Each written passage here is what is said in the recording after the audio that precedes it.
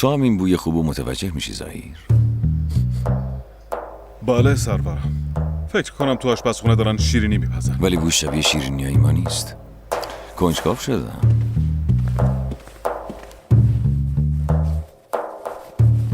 پادشاه وارد میشود.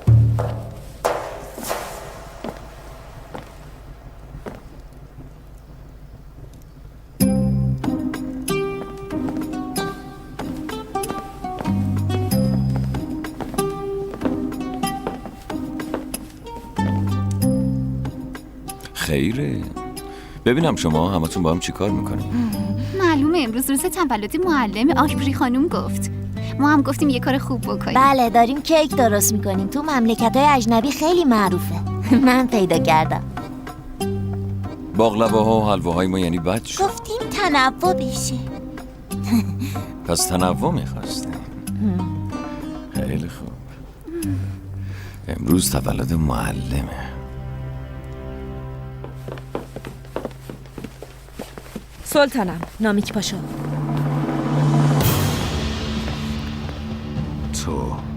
تو چطور جرأت میکنی همچین کاری بکنی اسما؟ چطور؟ ریحان تو میتونی بری. این چه وضعشه نامیک پاشا؟ یکم آروم باش. با این همه گندی که زدی تازه میگی آروم باش. چطور تونستی برای گلفدان چنین بازی درست کنی؟ آها اون موضوعی که تو میگی راحت ازش رد میشی خراب کردن آینده یه دختره. گلفدان عاشق آدم اشتباهی شد. منم کاری که باید میکردم و کردم. انتظار نداشته باش تو رو با کسی قسمت کنم. چطور میتونی اینقدر بیرحم و سنگدل باشی؟ خدا رو خوش نمیاد. تو رو هم به زور به کسی که نمیخواستی دادن. الان چطور همون کارو واسه کسی دیگه ای میتونی انجام بدی؟ آره شوهرم دادن و تو اون موقع اینجوری ازم دفاع نکردی.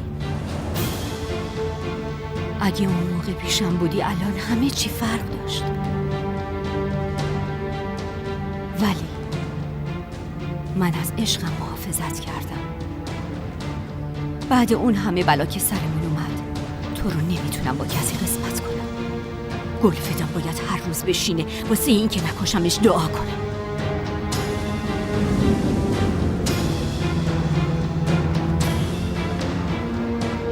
زنی که من دوستش دارم این شکلی نیست.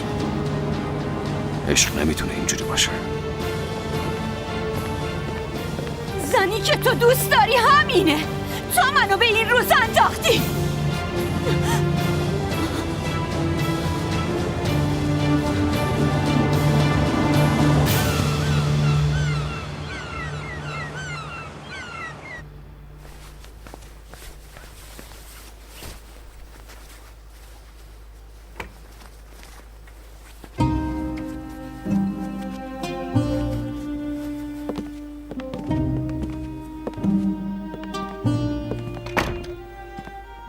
خیره چی شده؟ چرا اینجوری نگاه میکنی؟ واسه کیک درست کردیم آنا. تولدت مبارک آنا. تولدت مبارک آنا. تولدت مبارک.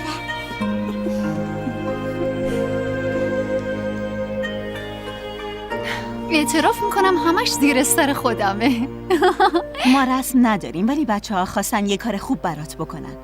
گفتم بهت بگم که کل روز توی آشپزخونه بودم. تولدت مبارک کبوتر. ممنونم خیلی لطف کردی. چی شد آنا؟ نکن از کیک خوشت نیومد. ولی تا نخوردی قضاوت نکن. خیلی خوشمزه شده. نه عزیزم دلیل اشکای من چیز دیگه ایه. من بهتون گفتم شیرینی بیاری براش. مجبورم که از قصر برم. برای همین ناراحتم. یعنی چی؟ برای همیشه؟ آره فردا صبح میرم.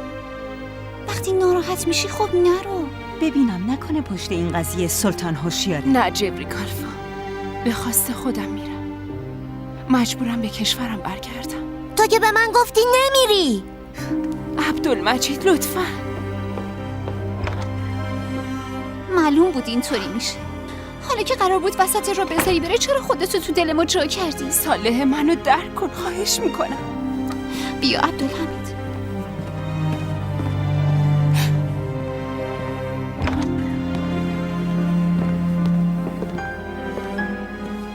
پس فردا صبح میری؟ بله. پادشاه خبر داره. امشب که صدام کردن بهشون میگم. انبر آقا، خانم معلم رو تنها بذاریم تا آماده بشه.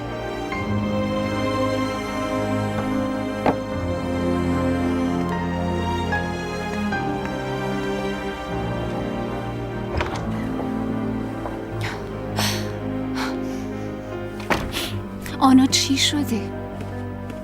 به خدا تا نگی از اینجا نمیرم، ولت نمی کنم. زود باش بگو. با نیکولای برمیگردم. امروز دیدمش.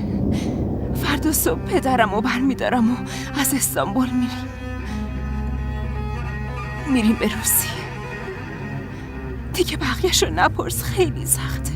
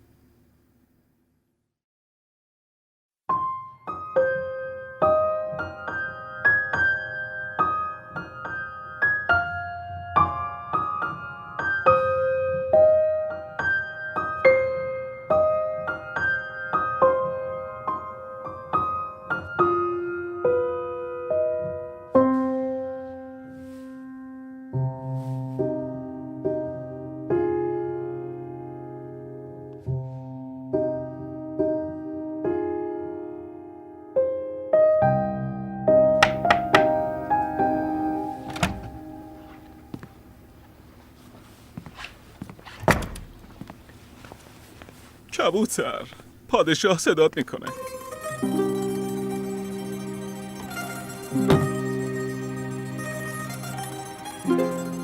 بریم.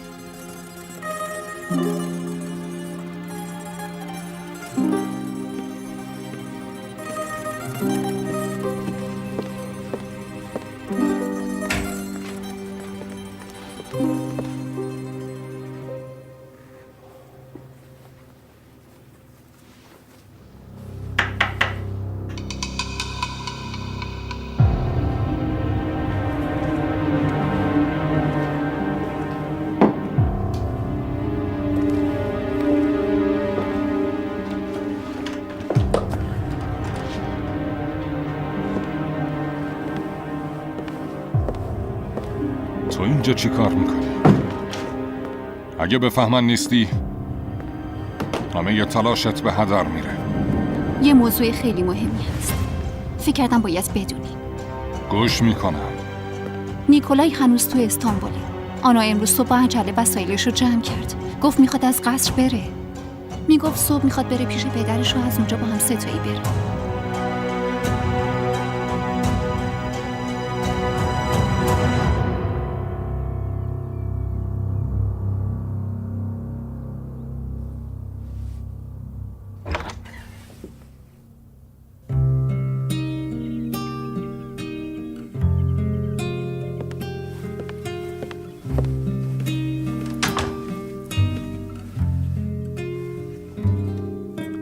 شنیدم امروز تولدت بوده معلم.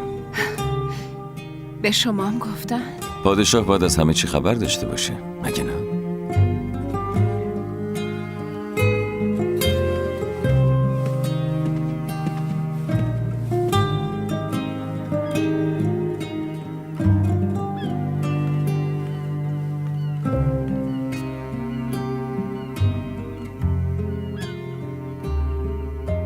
منم دوست داشتم بهت هدیه‌ای بدم.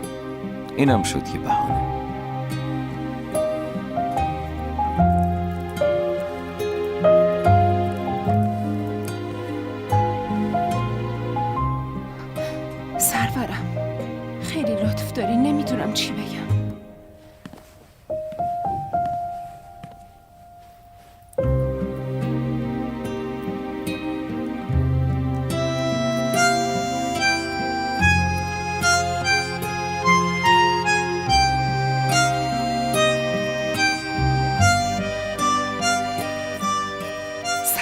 من لایق این نیستم.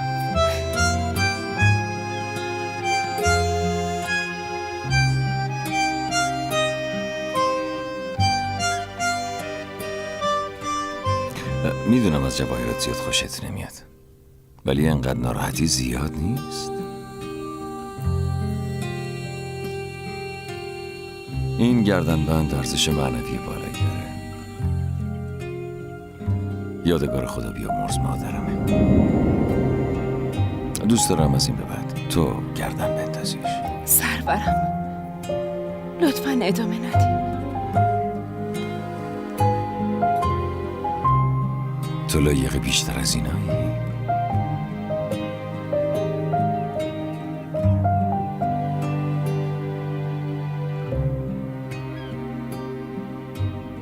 رعایت کردن قوانین قصر، بعدشم توجه به بچه ها، بعدش خیلی چیزای دیگه هم هست، ولی اینجور مواقع نمیتونم احساساتم رو ابراز کنم. تو هم زندگیمو نجات دادی، همین که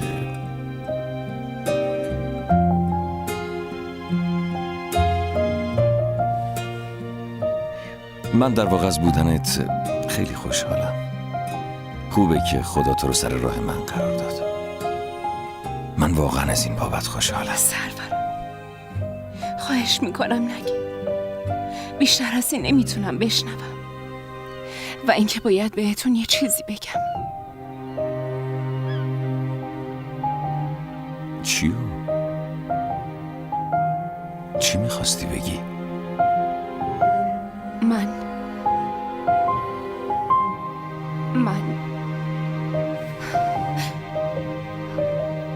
میخوام از کارم تو قصر استعفا بدم.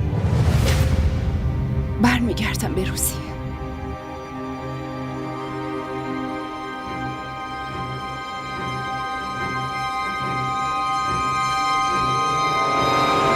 میخوای بری؟ بله. این دیگه یه دفعه از کجا اومد؟ فکر میکردم از بودن اینجا خوشحالی. واقعا خوشحالم، ولی مجبورم که برم. با پدرم برمیگردیم روسیه. این برامون بهتره. در واقع جفتمون مجبور. چیزی هست که ازم مخفی میکنی آنا؟ نکنه خطری تهدیدت میکنه ها؟ نه سرورم، چیزی نیست. دلم واسه کشورم تنگ شده، فقط همین. من فکر میکردم اینجا رو، پای تختمو، مثل مملکت خودت میدونی. پس اشتباه کردم.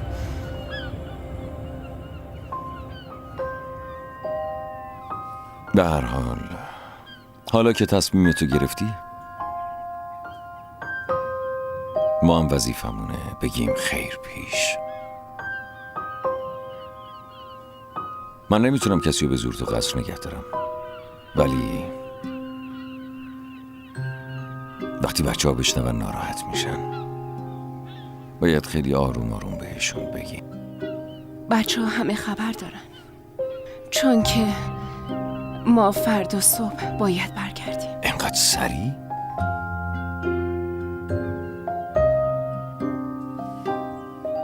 خب تو فکراتو کردی و آماده شدی؟ فقط من از رفتنت خبر نداشتم. دوست نداشتم اینجوری بشه، ولی اگه دوست نداشتی اینجوری بشه نمیشد آنا. به نظرم نیازی به حرف اضافه نیست. حالا که فردا قراره بری، بهتره آماده بشی. میتونی بری.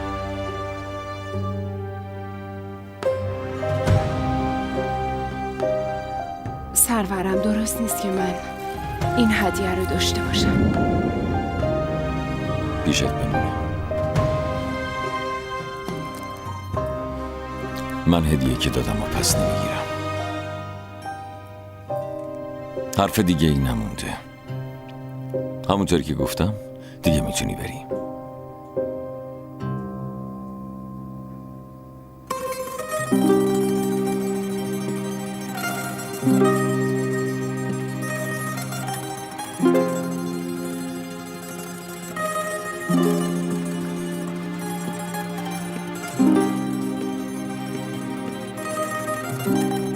دوست دارم بدونید که بهترین روزهای زندگیمو توی این اتاق با شما گذروندم.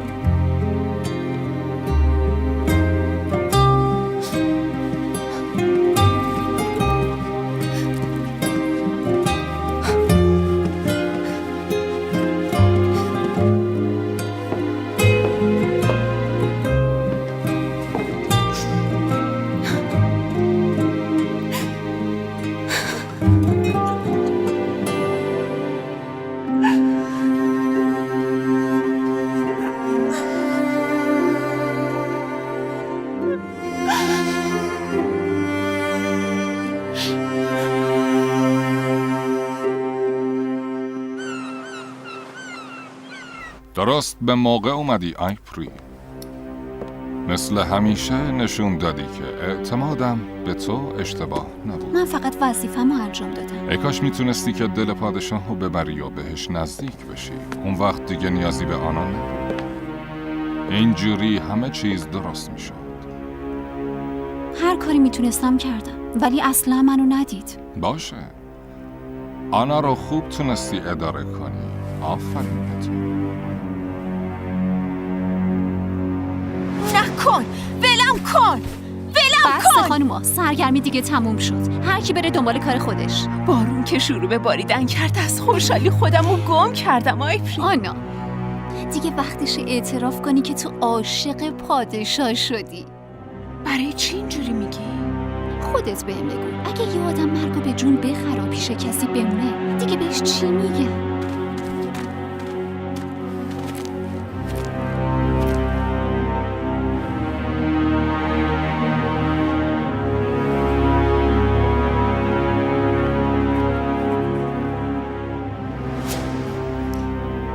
واقعا از آنا خوشم اومده بود. حیف میشه ولی اون مثل ما نیست. نمیتونه دست از خوب بودن برداره. معلومه که زندگی زیاد اذیتش نکرده. اونجوری که ما اذیت شدیم. به خاطر لجبازی اون این همه زمان نقشه ها و رویاهام زیر و رو شده. راه دیگه ای هم پیش روم نذاشت. مجبورم که این کارا رو انجام بدم.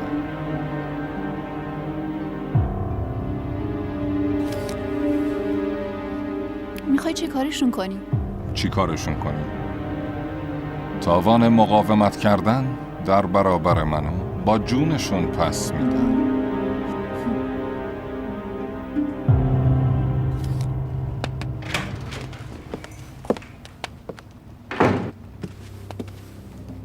خیره دخترم. والدم گلفدانو ندیدی؟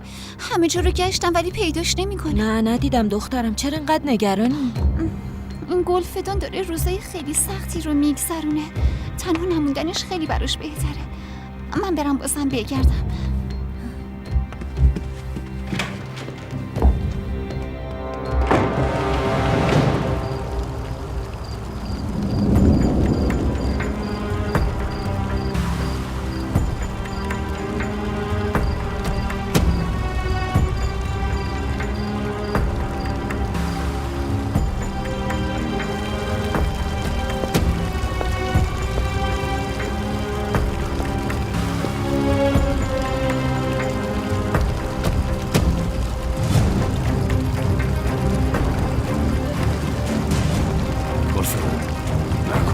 نکن. خدای گلفدان کجایی تو؟ نکنه. سلطان لطفا این کارو نکنید. لطفا. چی میخواد بشه؟ آخرین چهره‌ای که میبینم چهره شما. سلطان من همه چی رو میدونم، همه چی رو حل میکنم. لطفا. دیگه خیلی دیره. سلطانم برای هیچی دیر نیست. سلطانم لطفا دستتون رو بدید به من. انتظار نداشته باشین توی این وضع ولتون کنم. لطفا.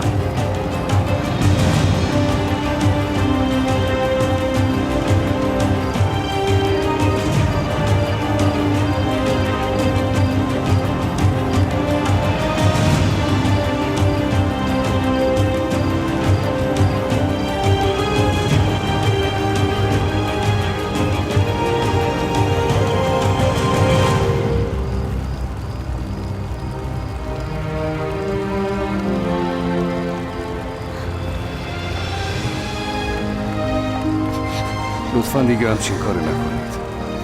شما برای ما خیلی با ارزشید. میدونم دستی که به سمتم دراز میشه اگه مال کسی دیگه ای بود نمیگرفتم. سلطانم از همه چی خبر دارم. با پادشاه صحبت میکنم و این مسئله رو فوراً حل میکنم. خیالتون راحت باشه.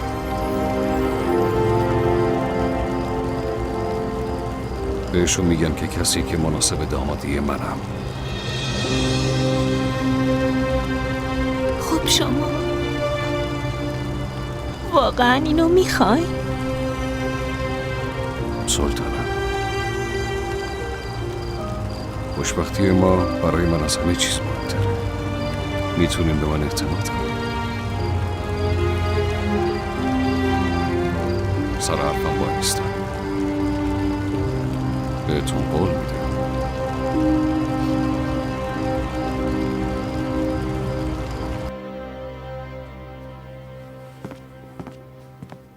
سلطانم براتون سوپ درست کردم. خیلی وقت چیزی نخوردین. نمیخوام ریحان، ممنون. برش کردم. چیز دیگه ای درست کنم؟ اگه چیزی دوست داریم بهم بگین. گفتم که نمیخوام ریحان. به والدتون خبر بدیم برگردن. کلن تنها موندین. هیچ کسو نمیخوام. همشون برن گمشن. از نامیک باشا خبری نشد. نه متاسفانه. وقتی میرفت خیلی عصبانی بود. آره خیلی عصبانی بود سلطانم. هر چقدر میخواد عصبانی بشه دیوونه بشه. یادش میره. اون نمیتونه منو فراموش کنه. حالا میبینی بازم میاد به پام میفته.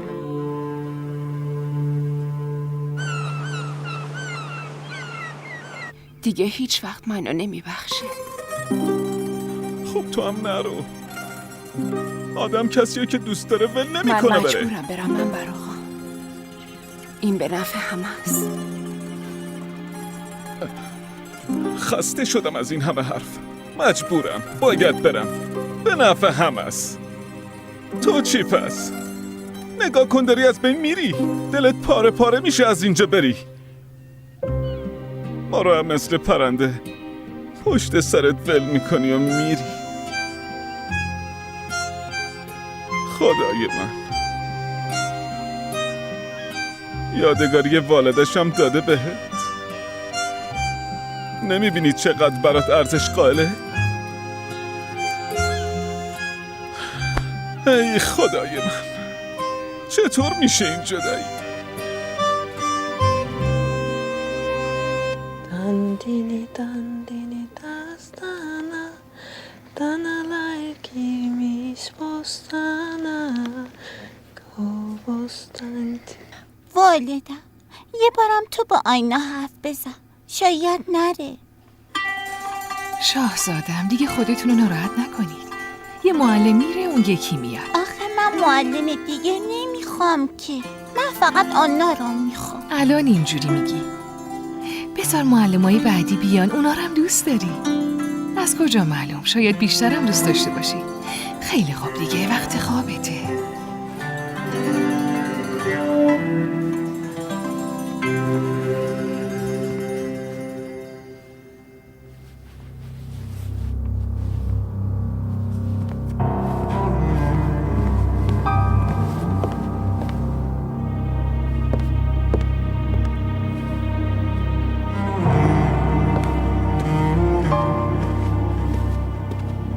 خودمون معلومه که دلتنگ آنا میشه. حالا بذار صبح بشه و بره. ببین تا یه هفته دیگه کسی اصلا یادش میمونه؟ بچه هم فراموش میکنن، پادشاه هم همینطور. باز همه چی مثل قبلا میشه. انگار آنا اصلا نیومده بود.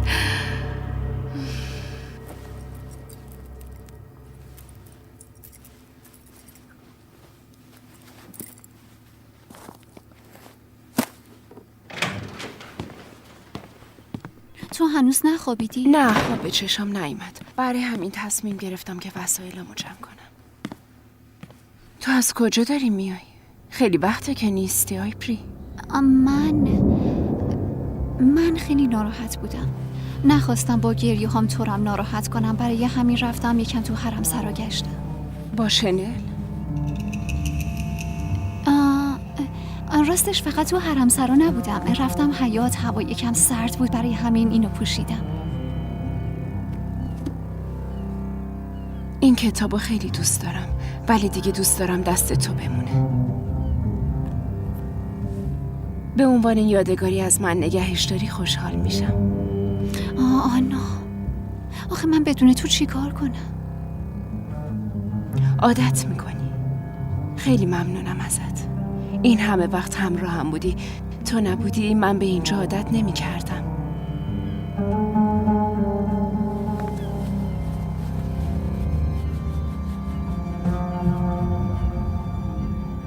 کاش اینجوری نمیشد آنا.